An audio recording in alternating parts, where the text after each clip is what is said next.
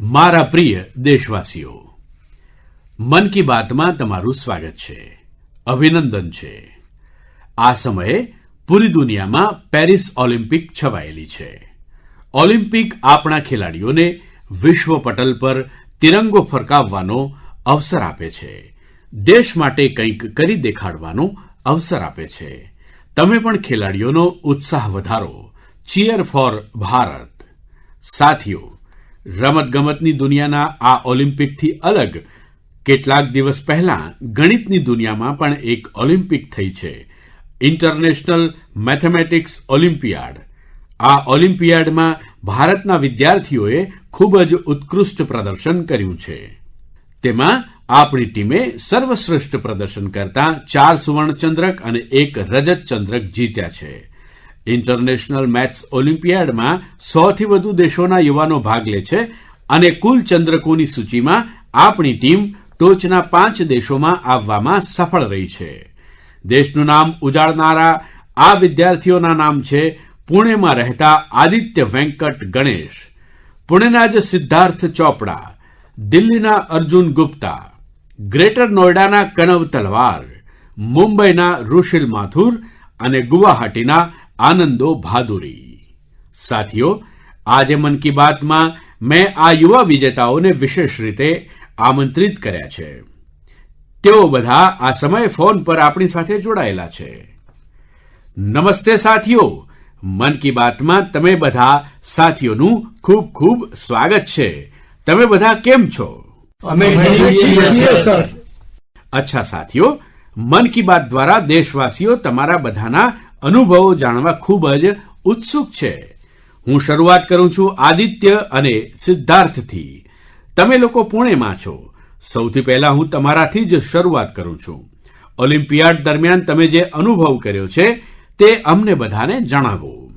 મને ગણિતમાં બાળપણથી જ રસ હતો। મને 6ઠા ધોરણમાં ગણિતના પ્રકાશ સર મારા શિક્ષકે શીખવાડ્યું હતું અને તેમણે ગણિતમાં મારો રસ વધાર્યો હતો। મને શીખવા મળ્યું અને મને તક મળી હતી। તમારા સાથીનું શું કહેવું છે? સર, હું સિદ્ધાર્થ છું। હું પુણેથી છું। મેં અત્યારે ધોરણ 12 પાસ કર્યું છે। IMOમાં હું બીજી વાર ગયો હતો। મને પણ ગણિતમાં બાળપણથી જ રસ હતો અને આદિત્ય સાથે જ્યારે હું 6ઠા ધોરણમાં હતો ત્યારે પ્રકાશ સરે અમને બંનેને ટ્રેન કર્યા હતા અને બહુ મદદ મળી હતી અમને। અત્યારે હું કોલેજ માટે CMI જઈ રહ્યો છું અને ગણિત તથા CS કરી રહ્યો છું। અચ્છા, મને કહેવામાં આવ્યું છે કે અર્જુન આ સમયે ગાંધીનગરમાં છે અને કનવ તો ગ્રેટર નોઈડાના જ છે। અર્જુન અને કનવ, આપણે ઓલિમ્પિયાડ અંગે જે ચર્ચા કરી, પરંતુ તમે બંને અમને પોતાની તૈયારી સાથે જોડાયેલા કોઈ વિષય અને કોઈ વિશેષ અનુભવ જો જણાવશો તો આપણા શ્રોતાઓને સારું લાગશે। નમસ્તે સર, જય હિન્દ। હું અર્જુન બોલું છું। જય હિન્દ અર્જુન।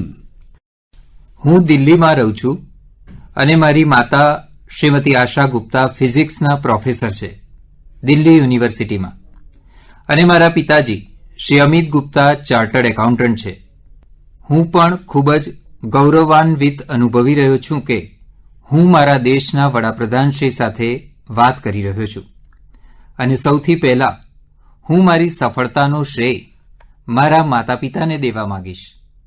મને લાગે છે કે જ્યારે એક પરિવારમાં કોઈ સભ્ય એક એવી સ્પર્ધાની તૈયારી કરી રહ્યો હોય તો તે માત્ર સભ્યનો સંઘર્ષ નથી રહેતો, પૂરા પરિવારનો સંઘર્ષ બની જાય છે। મૂળભૂત રીતે અમારી પાસે જે અમારું પેપર હોય છે તેમાં અમારી પાસે 3 પ્રોબ્લેમ માટે 4.5 કલાક હોય છે, તો એક પ્રોબ્લેમ માટે 1.5 કલાક। તો આપણે સમજી શકીએ કે આપણી પાસે એક પ્રોબ્લેમ સોલ્વ કરવા માટે કેટલો સમય હોય છે। તો અમારે ઘરમાં ખૂબ જ મહેનત કરવી પડે છે। અમારે પ્રોબ્લેમ સોલ્વ કરવા માટે કલાકોના કલાકો આપવા પડે છે। ક્યારેક તો એક પ્રોબ્લેમ માટે 1 દિવસ અથવા તો ત્યાં સુધી કે 3 દિવસ પણ લાગી જાય છે। તો તે માટે ઓનલાઈન પ્રોબ્લેમ શોધવા પડે છે। અમે ગયા વર્ષના પ્રોબ્લેમ ટ્રાય કરીએ છીએ અને એ જ રીતે જેમ જેમ અમે ધીરે ધીરે મહેનત કરતા જઈએ છીએ તેનાથી અમારો અનુભવ વધે છે। અમારી સૌથી આવશ્યક ચીજ અમારી પ્રોબ્લેમ સોલ્વિંગ એબિલિટી વધે છે, જે માત્ર મેથેમેટિક્સમાં જ નથી પરંતુ જીવનના દરેક ક્ષેત્રમાં મદદ કરે છે। અચ્છા, મને કનવ કહી શકે છે કોઈ વિશેષ અનુભવ હોય આ બધી તૈયારીમાં, કોઈ ખાસ જે આપણા નવયુવાન સાથીઓને ખૂબ સારું લાગે જાણીને? મારું નામ કનવ તલવાર. હું ગ્રેટર નોઈડા ઉત્તર પ્રદેશમાં રહું છું અને ધોરણ 11નો વિદ્યાર્થી છું.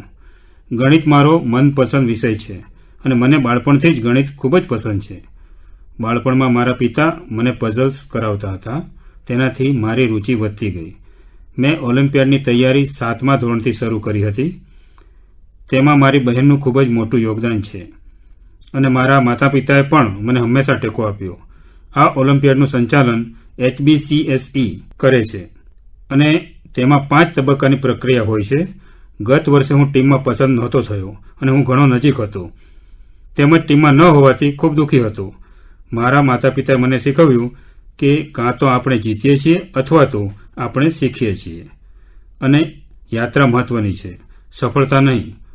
તો હું એટલું જ કહેવા માંગુ છું, love what you do and do what you love. તમે જે કરો તેને પ્રેમ કરો અને જેને પ્રેમ કરો તે કરો. યાત્રા મહત્વની છે, સફળતા નહીં. અને આપણને સફળતા મળતી રહેશે જો આપણે આપણા વિષયને પ્રેમ કરીશું અને યાત્રાને માણીશું. તો કનવ, તમે તો ગણિતમાં પણ રસ ધરાવો છો અને બોલી તો એવી રીતે રહ્યા છો જાણે તમને સાહિત્યમાં પણ રુચિ છે. જી સર, હું નાનપણમાં ડિબેટ અને વક્તવ્ય પણ આપતો હતો. અચ્છા, હવે આવો આપણે આનંદો સાથે વાત કરીએ. આનંદો, તમે ગુવાહાટીમાં છો અને તમારા સાથી ઋષિલ મુંબઈમાં છે. મારો તમને બંનેને પ્રશ્ન છે. જુઓ, હું પરીક્ષા પે ચર્ચા તો કરું જ છું અને પરીક્ષા પે ચર્ચા સિવાય અન્ય કાર્યક્રમોમાં પણ હું વિદ્યાર્થીઓ સાથે સંવાદ કરતો રહું છું. ઘણા બધા વિદ્યાર્થીઓને ગણિતથી ઘણો ડર લાગે છે, નામ સાંભળતા જ ગભરાઈ જાય છે. તમે કહો કે ગણિત સાથે મિત્રતા કેવી રીતે કરી શકાય? સર, હું ઋષિલ માથુર. જ્યારે આપણે નાના હોઈએ છીએ અને આપણે પહેલીવાર સરવાળો શીખીએ છીએ ત્યારે આપણને વદ્દી સમજાવાય છે, પરંતુ આપણને ક્યારેય એમ નથી સમજાવાતું કે વદ્દી શા માટે થાય છે. જ્યારે આપણે ચક્રવૃદ્ધિ વ્યાજ શીખીએ છીએ ત્યારે આપણે એ પ્રશ્ન ક્યારે નથી પૂછતા કે ચક્રવૃદ્ધિ વ્યાજનું સૂત્ર આવે છે ક્યાંથી. મારું માનવું એ છે કે ગણિત ખરેખર તો એક વિચારવાની અને કોયડા ઉકેલવાની એક કળા છે અને આથી મને લાગે છે કે આપણે બધાએ ગણિતમાં એક નવો પ્રશ્ન જોડી દેવો જોઈએ. આ પ્રશ્ન એ છે કે આપણે આ શા માટે કરી રહ્યા છીએ, આવું કેમ હોય છે. તો આઈ થિંક તેનાથી ગણિતમાં ઘણો રસ વધી શકે છે લોકોનો, કારણ કે જ્યારે કોઈ ચીજ આપણે સમજી નથી શકતા તો તેનાથી આપણને ડર લાગે છે. તે સિવાય મને એમ પણ લાગે છે કે ગણિત જ્યારે બધા વિચારે છે કે એક ખૂબ જ લોજિકલ જેવો સબ્જેક્ટ છે, પરંતુ તેના સિવાય ગણિતમાં ખૂબ જ ક્રિએટિવિટી પણ અગત્યની હોય છે, કારણ કે સર્જનાત્મકતાથી જ આપણે કંઈક અલગ ઉકેલ વિચારી શકીએ છીએ જે ઓલિમ્પિયાડમાં ખૂબ જ ઉપયોગી થાય છે અને એથી મેથ્સ ઓલિમ્પિયાડની પણ ખૂબ જ અગત્યની પ્રાસંગિકતા છે મેથ્સમાં રસને આગળ વધારવા માટે. આનંદો, કંઈ કહેવા માંગશો? નમસ્તે પીએમજી, હું આનંદો ભાદુરી ગુવાહાટીથી. મેં હમણાં જ 12મું ધોરણ પાસ કર્યું છે. અહીંના સ્થાનિક ઓલિમ્પિયાડમાં હું 6ઠ્ઠા અને 7મામાં ભાગ લેતો હતો. ત્યાંથી રુચિ થઈ. આ મારી બીજી આઈએમઓ હતી. બંને આઈએમઓ ખૂબ સારી લાગી. ઋષિલે જે કહ્યું તેની સાથે હું સંમત છું અને હું એમ પણ કહેવા માંગીશ કે જેમને ગણિતથી ડર લાગે છે તેમને ધૈર્યની ઘણી આવશ્યકતા છે, કારણ કે આપણે ત્યાં ગણિત જેવી રીતે ભણાવાય છે એમાં શું થાય છે કે એક સૂત્ર આપવામાં આવે છે, તે ગોખાવાય છે અને પછી તે સૂત્રથી જ 100 પ્રશ્ન આ રીતે વાંચવા પડે છે, પરંતુ સૂત્ર સમજાયું છે કે નહીં તે જોવામાં આવતું નથી. માત્ર પ્રશ્ન કરતા જાઓ. સૂત્ર પણ ગોખાવાશે અને પછી પરીક્ષામાં જો સૂત્ર ભૂલી ગયો તો શું કરશે. આથી હું કહીશ કે સૂત્રને સમજો જે ઋષિલે કહ્યું હતું, પછી ધૈર્યથી જુઓ. જો સૂત્ર ઠીક રીતે સમજશો તો 100 પ્રશ્નો નહીં કરવા પડે, 1-2 પ્રશ્નથી થઈ જશે અને ગણિતથી ડરવું ન જોઈએ. આદિત્ય અને સિદ્ધાર્થ, તમે જ્યારે શરૂઆતમાં વાત કરી રહ્યા હતા ત્યારે ઠીક રીતે વાત ન થઈ શકી. હવે આ બધા સાથીઓને સાંભળ્યા પછી તમને પણ જરૂર લાગતું હશે કે તમે પણ કંઈક કહેવા માંગતા હશો. શું તમે તમારા અનુભવને સારી રીતે શેર કરી શકો છો? ઘણા બીજા દેશો સાથે વાર્તાલાપ કર્યો હતો. ઘણી બધી સંસ્કૃતિઓ હતી અને ઘણું સારું હતું. બીજા વિદ્યાર્થીઓ સાથે વાર્તાલાપ કરવો અને ઘણા બધા જાણીતા ગણિતશાસ્ત્રીઓ હતા. હા આદિત્ય, ઘણો સારો અનુભવ હતો અને અમને બંનેને બાથ સિટી ફેરવીને દેખાડાયું હતું અને ઘણા સારા દ્રશ્યો જોયા હતા. પાર્ક લઈને ગયા હતા અને અમને ઓક્સફર્ડ યુનિવર્સિટી પણ લઈને ગયા હતા. તો તે એક ખૂબ સારો અનુભવ હતો. ચાલો સાથીઓ, મને ઘણું સારું લાગ્યું તમારા લોકો સાથે વાત કરીને, અને હું તમને ખૂબ ખૂબ શુભકામનાઓ પાઠવું છું, કારણ કે હું જાણું છું કે આ પ્રકારની રમત માટે ઘણા ધ્યાનથી પ્રવૃત્તિ કરવી પડે છે, મગજ પરોવી દેવું પડે છે, અને પરિવારના લોકો પણ ક્યારેક તો કંટાળી જાય છે. આ શું ગુણાકાર ભાગાકાર કરતો રહે છે. પરંતુ મારી તરફથી તમને ખૂબ ખૂબ શુભકામનાઓ. તમે દેશનું માન વધાર્યું, નામ વધાર્યું છે. ધન્યવાદ મિત્રો. Thank you sir. જય હિન્દ. જય હિન્દ. તમારા બધા વિદ્યાર્થીઓ સાથે વાત કરીને આનંદ આવી ગયો. મન કી બાત સાથે જોડાવા માટે તમારો બધાનો ખૂબ ખૂબ ધન્યવાદ. મને વિશ્વાસ છે કે ગણિતના આ યુવાન મહારથીઓને સાંભળ્યા પછી બીજા યુવાનોને ગણિતને માણવાની પ્રેરણા મળશે. મારા પ્રિય દેશવાસીઓ, મન કી બાતમાં હું હવે એ વિષયને વહેંચવા માંગુ છું જેને સાંભળીને દરેક ભારતવાસીનું શીશ ગર્વથી ઊંચું થઈ જશે. પરંતુ તેના વિશે જણાવતા પહેલાં હું તમને એક પ્રશ્ન કરવા માંગીશ. શું તમે ચરાઈદેવ મૈદામનું નામ સાંભળ્યું છે? જો નથી સાંભળ્યું તો હવે તમે આ નામ વારંવાર સાંભળશો અને ઘણા ઉત્સાહ સાથે બીજાને કહેશો. આસામના ચરાઈદેવ મૈદામને યુનેસ્કો વિશ્વ વારસા સ્થાનમાં સમાવિષ્ટ કરવામાં આવી રહ્યું છે. આ સૂચિમાં તે ભારતનું 43મું પરંતુ ઈશાન ભારતનું પહેલું સ્થાન હશે.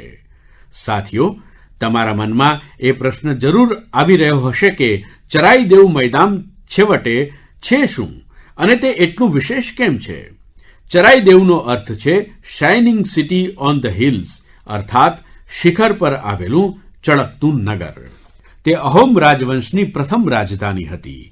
અહોમ રાજવંશના લોકો પોતાના પૂર્વજોના શવ અને તેમની કિંમતી ચીજોને પારંપરિક રૂપે મૈદામમાં રાખતા હતા. મૈદામ ટેકરી જેવો એક ઢાંચો હોય છે જે ઉપરથી માટીથી ઢંકાયેલો હોય અને નીચે એકથી વધુ ઓરડાઓ હોય છે. આ મૈદામ અહોમ સામ્રાજ્યના દિવંગત રાજાઓ અને ગણમાન્ય લોકો પ્રત્યે શ્રદ્ધાનું પ્રતીક છે. પોતાના પૂર્વજો પ્રત્યે સન્માન પ્રગટ કરવાની આ રીત ઘણી અનોખી છે. આ જગ્યાએ સામુદાયિક પૂજા પણ થતી હતી. સાથીઓ, અહોમ સામ્રાજ્ય વિશે બીજી જાણકારી પણ તમને આશ્ચર્યચકિત કરશે. 13મી શતાબ્દીથી શરૂ કરીને આ સામ્રાજ્ય 19મી સદીની શરૂઆત સુધી ચાલ્યું. આટલા લાંબા કાળખંડ સુધી એક સામ્રાજ્યનું બની રહેવું ખૂબ જ મોટી વાત છે. કદાચ અહોમ સામ્રાજ્યના સિદ્ધાંત અને વિશ્વાસ એટલા મજબૂત હતા કે જેનાથી આ રાજવંશ આટલા સમય સુધી ટકી રહ્યો. મને યાદ છે કે આ વર્ષે 9 માર્ચે મને અદમ્ય સાહસ અને શૌર્યના પ્રતીક એવા મહાન અહોમ યોદ્ધા લસિત બોરફુકનની સૌથી ઊંચી પ્રતિમાના અનાવરણનું સૌભાગ્ય મળ્યું હતું. આ કાર્યક્રમ દરમિયાન અહોમ સમુદાયની આધ્યાત્મિક પરંપરાનું પાલન કરતા મને અલગ જ અનુભવ થયો હતો. લસિત મૈદામમાં અહોમ સમુદાયના પૂર્વજોને સન્માન દેવાનું સૌભાગ્ય મળવું મારા માટે બહુ મોટી વાત છે. હવે ચરાઈદેવ મૈદામનું વિશ્વ વારસા સ્થાન બનવાનો અર્થ એ થશે કે ત્યાં હજુ વધુ પર્યટકો આવશે. તમે પણ ભવિષ્યમાં તમારી પ્રવાસ યોજનામાં આ સ્થાનને અવશ્ય સમાવિષ્ટ કરજો. સાથીઓ, પોતાની સંસ્કૃતિ પર ગૌરવ કરીને જ કોઈ દેશ આગળ વધી શકે છે. ભારતમાં પણ આ પ્રકારના ઘણા બધા પ્રયાસો થઈ રહ્યા છે. આવો જ એક પ્રયાસ છે પ્રોજેક્ટ પરી. હવે તમે પરી સાંભળીને ગૂંચવાઈ ન જતા. આ પરી સ્વર્ગીય કલ્પના સાથે નથી જોડાયેલી, પરંતુ ધરતીને સ્વર્ગ બનાવી રહી છે. પરી અર્થાત public art of India. Project પરી પબ્લિક આર્ટને લોકપ્રિય બનાવવા માટે ઉભરતા કલાકારોને એક મંચ પર લાવવાનું મોટું માધ્યમ બની રહ્યો છે. તમે જોતા હશો, સડકોના કિનારે, દિવાલો પર, અંડરપાસમાં ખૂબ જ સુંદર ચિત્રો દોરાયેલા દેખાય છે. આ ચિત્રો અને આ કળાકૃતિઓ એ જ કલાકાર બનાવે છે જે પરી સાથે જોડાયેલા છે. તેનાથી એક તરફ આપણા સાર્વજનિક સ્થાનોની સુંદરતા વધે છે, તો બીજી તરફ આપણી સંસ્કૃતિને વધુ લોકપ્રિય બનાવવામાં પણ મદદ મળે છે. ઉદાહરણ માટે દિલ્હીના ભારત મંડપમને જ લો. અહીં દેશભરનું અદ્ભુત આર્ટ વર્ક તમને જોવા માટે મળશે. દિલ્હીમાં કેટલાક અંડરપાસ અને ફ્લાયઓવર પર પણ તમે આવી સુંદર જાહેર કળા જોઈ શકો છો. હું કળા અને સંસ્કૃતિ પ્રેમીઓને અનુરોધ કરીશ કે તેઓ પણ જાહેર કળા પર વધુ કામ કરે. તે આપણને આપણા મૂળ પર ગર્વ કરવાની સુખદ અનુભૂતિ આપશે. મારા પ્રિય દેશવાસીઓ, મન કી બાતમાં હવે વાત રંગોની, એવા રંગોની જેણે હરિયાણાના રોહતક જિલ્લાની 250થી વધુ મહિલાઓના જીવનમાં સમૃદ્ધિના રંગો ભરી દીધા છે. હાથશાળના ઉદ્યોગ સાથે જોડાયેલી આ મહિલાઓ પહેલાં નાની નાની દુકાનો અને નાના મોટા કામો કરી આજીવિકા રળતી હતી, પરંતુ દરેકમાં આગળ વધવાની ઈચ્છા તો હોય જ છે. આથી તેમણે ઉન્નતિ સેલ્ફ હેલ્પ ગ્રુપ સાથે જોડાવાનો નિર્ણય કર્યો અને આ ગ્રુપ સાથે જોડાઈને તેમણે બ્લોક પેઇન્ટિંગ અને રંગાઈમાં પ્રશિક્ષણ મેળવ્યું. કપડાં પર રંગોનો જાદુ વિખેરનારી આ મહિલાઓ આજે લાખો રૂપિયા કમાઈ રહી છે. તેમના દ્વારા બનાવાયેલી ચાદર, સાડીઓ અને દુપટ્ટાઓની બજારમાં ખૂબ જ માંગ છે. સાથીઓ, રોહતકની આ મહિલાઓની જેમ દેશના અલગ અલગ હિસ્સામાં કારીગરો હાથશાળને લોકપ્રિય બનાવવામાં લાગેલા છે. પછી તે ઓડિશાની સંબલપુરી સાડી હોય કે મધ્યપ્રદેશની માહેશ્વરી સાડી હોય, મહારાષ્ટ્રની પૈઠણી કે વિદર્ભના હેન્ડ બ્લોક પ્રિન્ટ્સ હોય, પછી તે હિમાચલના ભુટ્ટીકોની શાલ અને ઊનના કપડાં હોય કે પછી જમ્મુ કાશ્મીરની કની શાલ હોય, દેશના ખૂણે ખૂણામાં હાથશાળના કારીગરોનું કામ છવાયેલું છે. અને તમે એ તો જાણતા જ હશો કે કેટલાક દિવસ પછી 7 ઓગસ્ટે આપણે રાષ્ટ્રીય હાથશાળ દિવસ તરીકે ઉજવીશું. આજકાલ જે રીતે હાથશાળના ઉત્પાદનોએ લોકોના હૈયામાં પોતાની જગ્યા બનાવી છે તે ખરેખર ખૂબ જ સફળ છે, જબરદસ્ત છે. હવે તો અનેક ખાનગી કંપનીઓ પણ આર્ટિફિશિયલ ઇન્ટેલિજન્સના માધ્યમથી હાથશાળના ઉત્પાદનો અને ટકાઉ ફેશનને ઉત્તેજન આપી રહી છે. Kosha AI, handloom India, D junk, Novatex, Brahmaputra Fables, આવા કેટલાય સ્ટાર્ટઅપ પણ હાથશાળના ઉત્પાદનોને લોકપ્રિય બનાવવામાં લાગેલા છે. મને એ જોઈને સારું લાગ્યું કે ઘણા લોકો પોતાને ત્યાંના આવા સ્થાનિક ઉત્પાદનોને લોકપ્રિય બનાવવામાં લાગેલા છે. તમે પણ તમારા સ્થાનિક ઉત્પાદનોને #myproductmypride નામથી સોશિયલ મીડિયા પર અપલોડ કરો. તમારો આ નાનકડો પ્રયાસ અનેક લોકોનું જીવન બદલી નાખશે. સાથીઓ, હેન્ડલૂમની સાથોસાથ હું ખાદીની વાત પણ કરવા માગું છું. તમારામાંથી અનેક લોકો હશે જે પહેલાં ક્યારેય ખાદીના ઉત્પાદનોનો ઉપયોગ કરતા નહોતા, પરંતુ આજે ગર્વથી ખાદી પહેરે છે.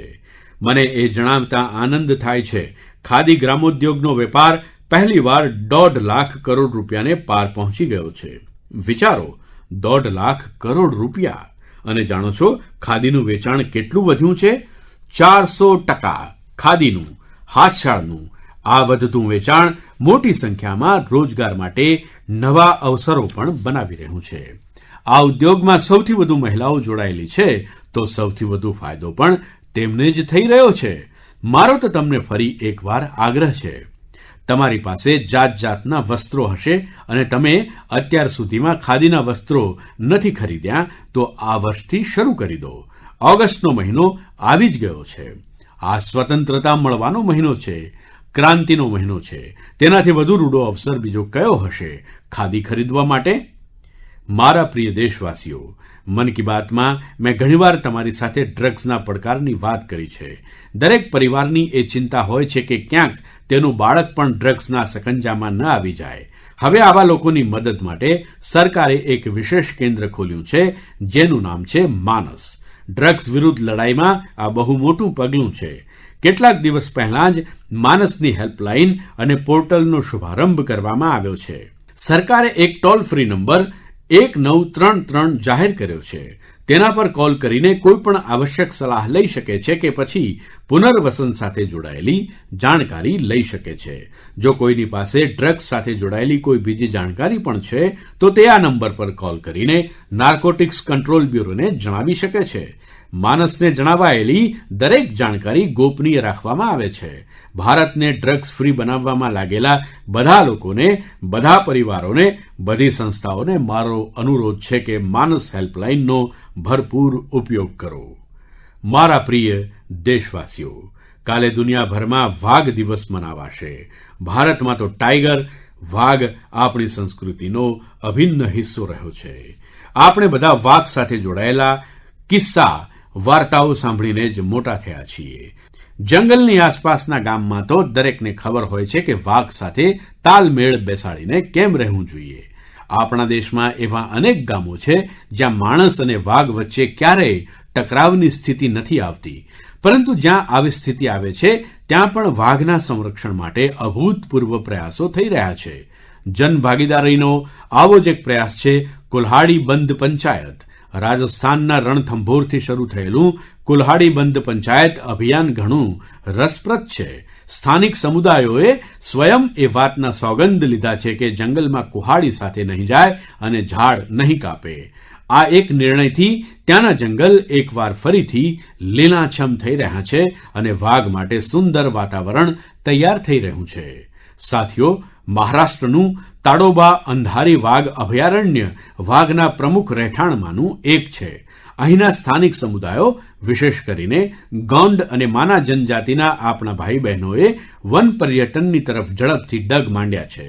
તેમણે જંગલ પર પોતાની નિર્ભરતાને ઘટાડી છે જેથી વાઘોની ગતિવિધિઓ વધી શકે. તમને આંધ્રપ્રદેશમાં નલ્લા મલાઈની પહાડીઓ પર રહેનારી ચેન્ચુ જનજાતિના પ્રયાસો પણ આશ્ચર્યચકિત કરી દેશે. તેમણે વાઘનું પગેરું રાખનારા તરીકે જંગલમાં વન્યજીવોની હલચલની દરેક જાણકારી મેળવી. તેની સાથે જ તેઓ ક્ષેત્રમાં અવૈધ ગતિવિધિઓનું પણ નિરીક્ષણ કરતા રહ્યા છે. આ જ રીતે ઉત્તર પ્રદેશના પીલીભીતમાં ચાલી રહેલો બાઘ મિત્ર કાર્યક્રમ પણ ઘણો ચર્ચામાં છે. તેની હેઠળ સ્થાનિક લોકોને બાઘ મિત્રના રૂપમાં કામ કરવાનું પ્રશિક્ષણ આપવામાં આવે છે. આ બાઘ મિત્ર એ વાતનું પૂરું ધ્યાન રાખે છે કે વાઘ અને માણસ વચ્ચે ટકરાવની સ્થિતિ ન આવે. દેશના અલગ અલગ હિસ્સામાં આ પ્રકારના અનેક પ્રયાસો ચાલી રહ્યા છે. મેં અહીંયા કેટલાક પ્રયાસોની જ ચર્ચા કરી છે, પરંતુ મને આનંદ છે કે જનભાગીદારી વાઘોના સંરક્ષણમાં ઘણી કામ આવી રહી છે. આવા પ્રયાસોના કારણે જ ભારતમાં વાઘની જનસંખ્યા પ્રતિવર્ષ વધી રહી છે. તમને એ જાણીને આનંદ અને ગર્વનો અનુભવ થશે કે દુનિયાભરમાં જેટલા વાઘ છે તેમાંથી 70% વાઘ આપણા દેશમાં છે. વિચારો, 70% વાઘ! ત્યારે તો આપણા દેશના અલગ અલગ હિસ્સામાં અનેક વાઘ અભયારણ્ય છે. સાથીઓ, વાઘ વધવાની સાથોસાથ આપણા દેશમાં વનક્ષેત્ર પણ ઝડપથી આગળ વધી રહ્યું છે. તેમાં પણ સામુદાયિક પ્રયાસોમાં મોટી સફળતા મળી રહી છે. ગત મન કી બાત કાર્યક્રમમાં તમારી સાથે એક પેડ માં કે નામ કાર્યક્રમની ચર્ચા કરી હતી. મને આનંદ છે કે દેશના અલગ અલગ હિસ્સાઓમાં મોટી સંખ્યામાં લોકો આ અભિયાન સાથે જોડાઈ રહ્યા છે. હજુ કેટલાક દિવસ પહેલાં સ્વચ્છતા માટે પ્રસિદ્ધ ઇન્દોરમાં એક શાનદાર કાર્યક્રમ યોજાયો. ત્યાં એક પેડ માં કે નામ કાર્યક્રમ દરમિયાન એક જ દિવસમાં 2 લાખથી વધુ વૃક્ષારોપણ થયું. પોતાની માતાના નામ પર વૃક્ષારોપણ કરવાના આ અભિયાન સાથે તમે પણ અવશ્ય જોડાવ અને સેલ્ફી લઈને સોશિયલ મીડિયા પર પણ પોસ્ટ કરો. આ અભિયાન સાથે જોડાઈને તમને તમારી માતા અને ધરતી માતા બંને માટે કંઈ વિશેષ કર્યાની અનુભૂતિ થશે.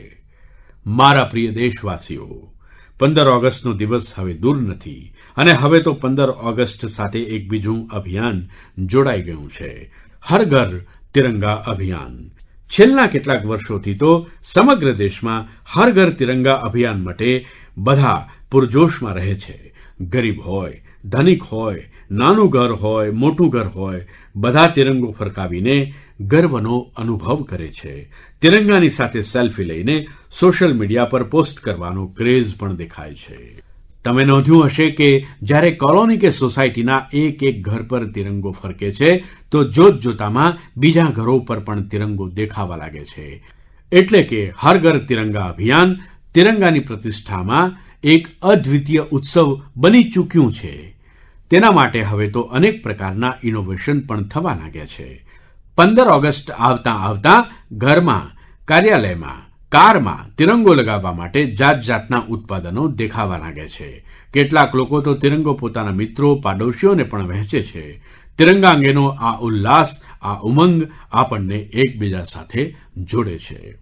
સાથીઓ, પહેલાંની જેમ આ વર્ષે પણ તમે harghar-tiranga.com પર તિરંગાની સાથે પોતાની સેલ્ફી જરૂર અપલોડ કરજો. અને હું તમને એક બીજી વાતની પણ યાદ અપાવવા માગું છું. દર વર્ષે 15 ઓગસ્ટ પહેલાં તમે મને ઢગલો સૂચનો મોકલો છો. તમે આ વર્ષે પણ મને પોતાનું સૂચન જરૂર મોકલજો. તમે માયગોવ કે નમો એપ પર પણ પોતાના સૂચનો મોકલી શકો છો. હું વધુમાં વધુ સૂચનોને 15 ઓગસ્ટના સંબોધનમાં કવર કરવાનો પ્રયાસ કરીશ. મારા પ્રિય દેશવાસીઓ, મન કી બાતના આ પ્રકરણમાં તમારી સાથે જોડાઈને ઘણું સારું લાગ્યું. આગામી વખતે ફરી મળીશું દેશની નવી ઉપલબ્ધિઓ સાથે, જનભાગીદારીના નવા પ્રયાસો સાથે. તમે મન કી બાત માટે તમારા સૂચનો જરૂર મોકલતા રહો. આવનારા સમયમાં અનેક પર્વ પણ આવી રહ્યા છે. તમને બધા પર્વની ઘણી બધી શુભકામનાઓ. તમે તમારા પરિવાર સાથે મળીને તહેવારોનો આનંદ ઉઠાવો. દેશ માટે કંઈ ને કંઈ નવું કરવાની ઉર્જા નિરંતર જાળવી રાખો. ખૂબ ખૂબ ધન્યવાદ. નમસ્કાર.